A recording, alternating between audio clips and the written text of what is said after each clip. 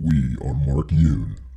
So today's video is a little bit of a differential from what I used to usually do it, but I really want to vary up the channel a little bit, and what I want to talk to you about today is actually a movie review. So we're going to start, I just saw Venom 2, Let There Be Carnage, and we're going to start with a spoiler-free section for those of you who don't want to be spoiled by the movie and you just want my unbridled opinion as a huge comic fan and a huge Venom fan. And then we're going to get into some spoiler territory. So hopefully we can take a look at that, and then we'll discuss it in the comment section down below or on my Discord. So I was really excited for this movie. Less so excited. I mean, there's a lot of movies out there right now that are coming out there I really like, and Venom 1 came out, and I had some thoughts about Venom 1, you know? And those thoughts still stand. I'm not a huge fan of who they got to choose Eddie Brock. Now, I know he's Tom Hardy's pretty popular, but to me, and I'm going to get crucified for saying this is a similar situation that I had with Heath Ledger Joker. Heath Ledger did a great job in The Dark Knight, right? I'm not going to discount that. But in my opinion, as an avid fan of the comics, he didn't represent the Joker. He represented an entirely new idea or his take on the Joker, you know? And a lot of times people will say that. So for this universe, this Eddie Brock fits fine, right? But this Eddie Brock is no more like Eddie Brock than Topher Grace was, in my opinion. They both are just doing their own things with the character. They're representing a completely different ideal set to who Eddie Brock as a person is. I think they get it a little bit clearer here, but it's a lot more confuddled. We can talk about it a little bit in spoilers, but regardless of that, now that I have my brain preset to accepting Tom Hardy as Eddie Brock in this universe, I had a lot better of a time, right? Casting is always a weird one. I thought Woody Harrelson did a pretty good job as Carnage. There was some problems there with Carnage with lore stuff, but again, if they're fitting that and tying it into this universe, then I guess it's par for the course at this point. But overall, I liked the movie. I had a really good time. It was really fun. They did a really good job with the CGI. There's a lot of references here and there that we could talk about in spoilers. But the characters were good. The story was good. At first, it's a little jarring because when you first start watching the movie, it jumps through a lot of these cuts, right? And it's not so much a last time on like we usually see with sequels. It's more of a super fast rendition of an origin story, just so we can get the point out there that Carnage is who he is, right? So the plot feels a little bit thin to me. It doesn't feel as strongly tied and correlated, but it goes back to the same problem I had with the first Venom movie, since it's not tied in directly with Spider-Man yet. And we didn't get the introduction of the Clintarian symbiote attaching itself to Peter first and gaining its spider powers and then passing that on to Eddie Brock, as well as canceling out his spider senses since he knows how to get around them at this point. We don't have all the buildup that we have for Brock hating Peter Parker for making him lose his job. Well, making him, he lied, but making him lose his job. And we didn't have the symbiote hating Spider-Man for rejecting him, right? Together we are Venom, right? That's what he says in the comics and in the show, in the animated series too. He said, "To you, Parker, we are Venom," and that's why the whole thing together came of their symbiosis so well, because not only are Clintarians super attached to their hosts. It's symbiosis is something working together for the betterment of both organisms, right? In spite of whether it may hurt one of the hosts or something like that, but they move together forward as this one united character. And for the most part, they nail that. I think there's a little bit too much in this movie of bickering between Eddie and the Clintarian and the Venom symbiote. I think that that could have been a few gags in the beginning, but then really when it came down to business, they would really come together. You know what I mean? There's a little bit too. There were some jokes that fell flat, and some jokes I thought were funny. Honestly, the overall tone is definitely different. It's not like an MCU movie, right? So the tones are always going to be different. It's a little bit darker. but I wish that like they played with the themes of the darkness a little bit. They did do some fun stuff when it comes to like memory recollection and storytelling, which I'll get to in spoilers. But just to end a spoiler-free session, I think you should see it. It's a good movie. The end battle's really cool.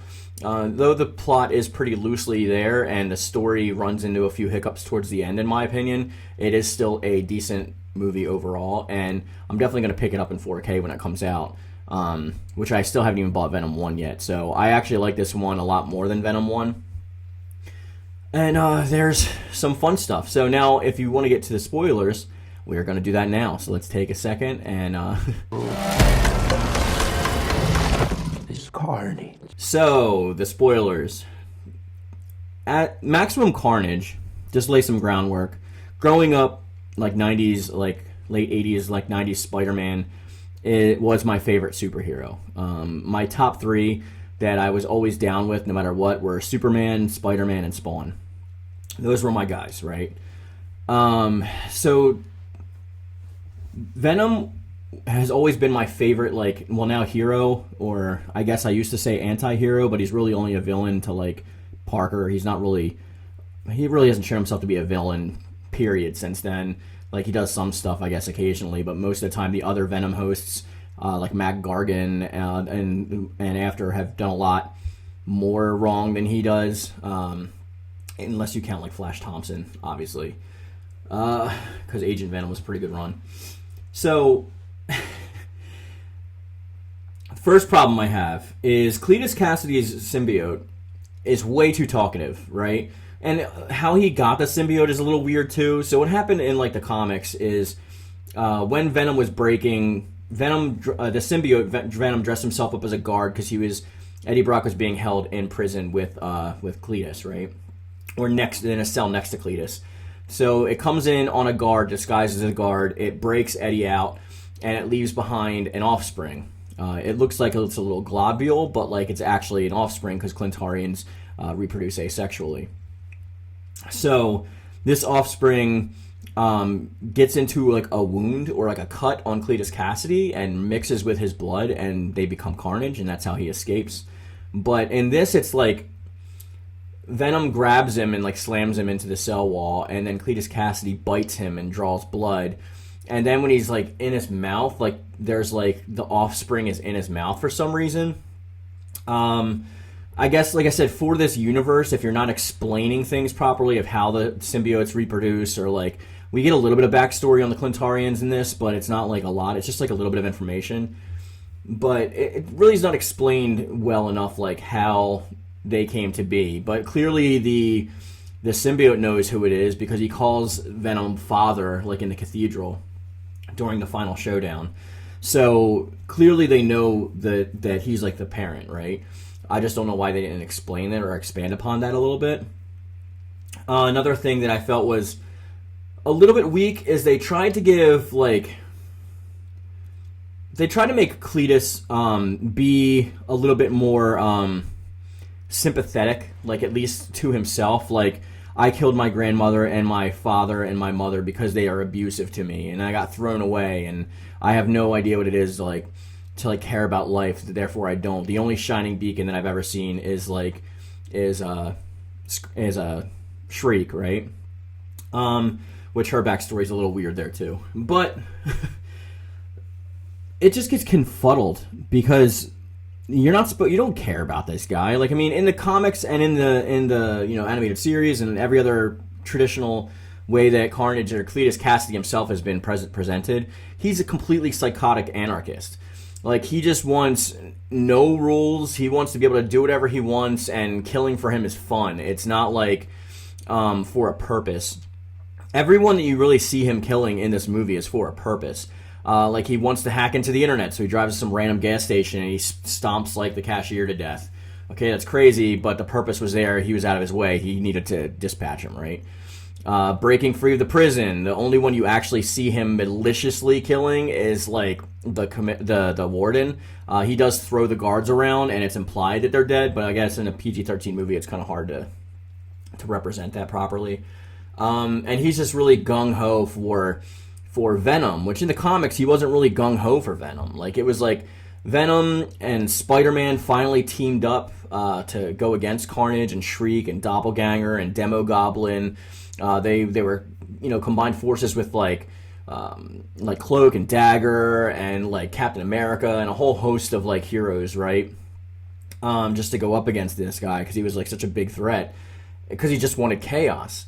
And he had his little family unit where, like, he pretended that, like, Shriek was, like, his love, but it was, like, fake, because he, like, threw her out to the dogs, like, more times than not.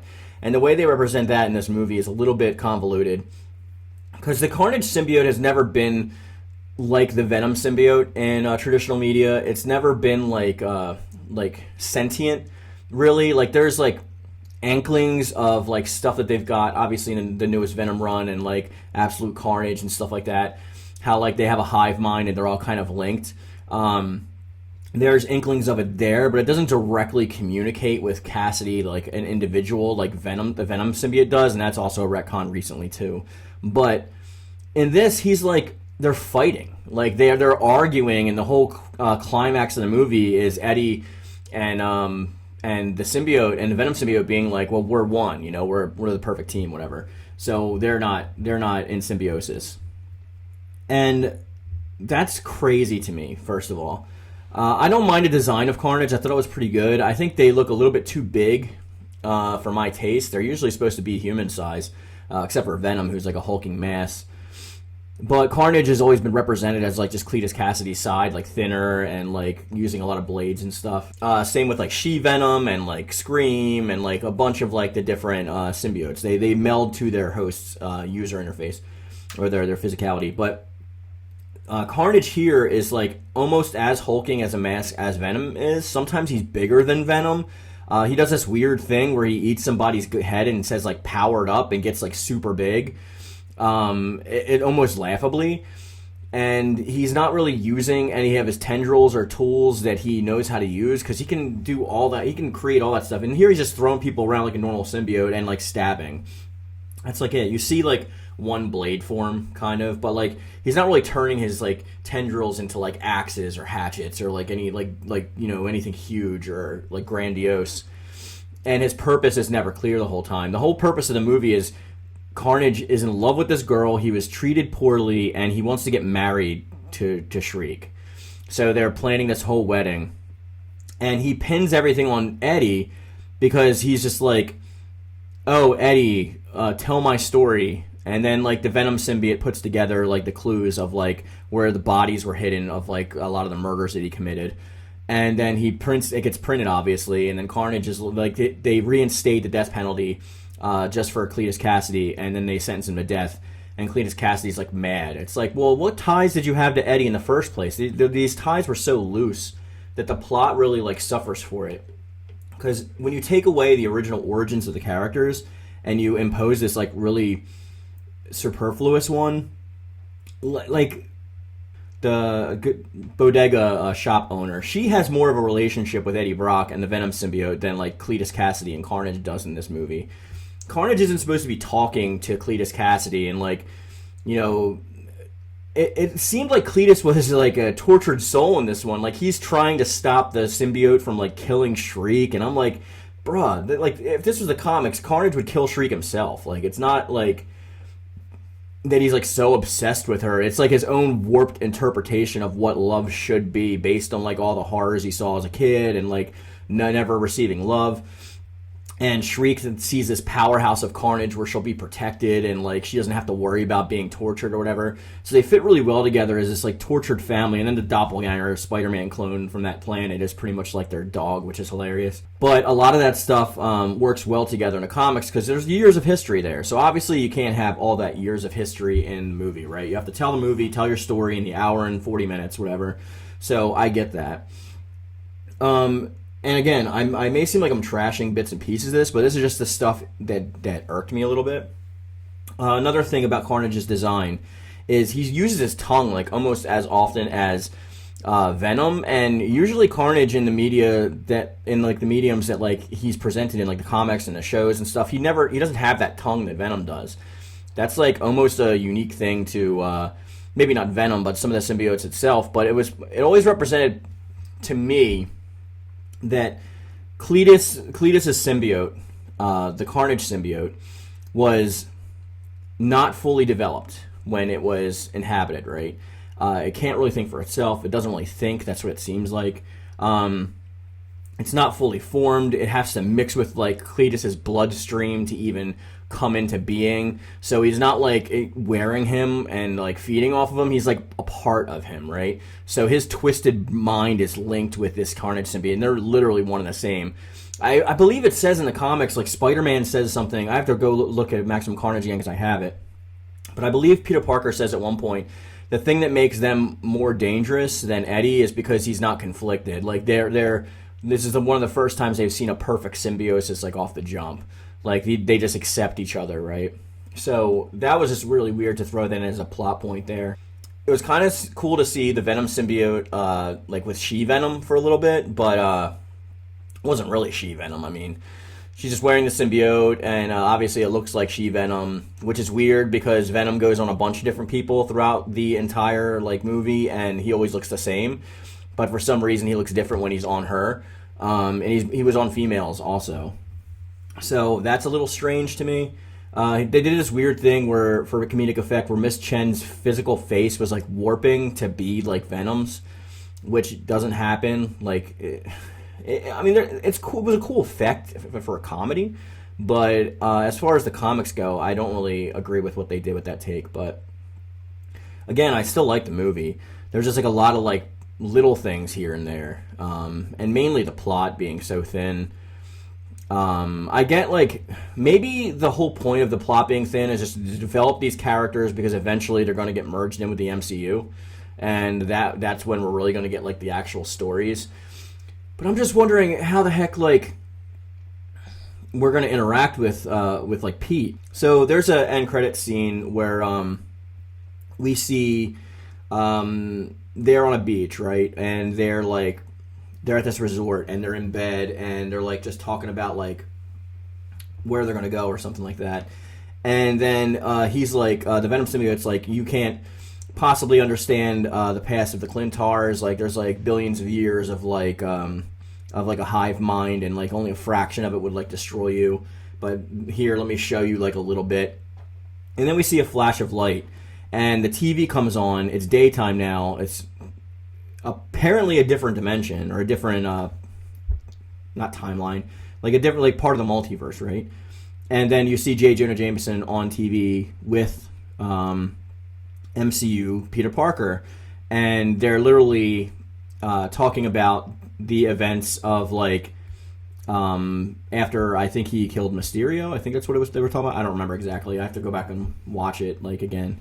But it was him, right? So it was our MCU Spider-Man, which I know is like owned by Sony and like lent to them because the Spider-Man movies are Sony. But they were, when you're talking about Spider-Man stuff, Spider-Man's just as part of the MCU as they are. And the whole Flash to me and going to this another timeline was probably something that has to do with No Way Home, with like Doctor Strange like messing up the multiverse, or it could be, I mean, because like the whole acknowledgement of the multiverse from Mysterio seemed to be like, I'm sorry if I'm looking down constantly because I'm like literally gathering my thoughts and doing this without a script as we go, but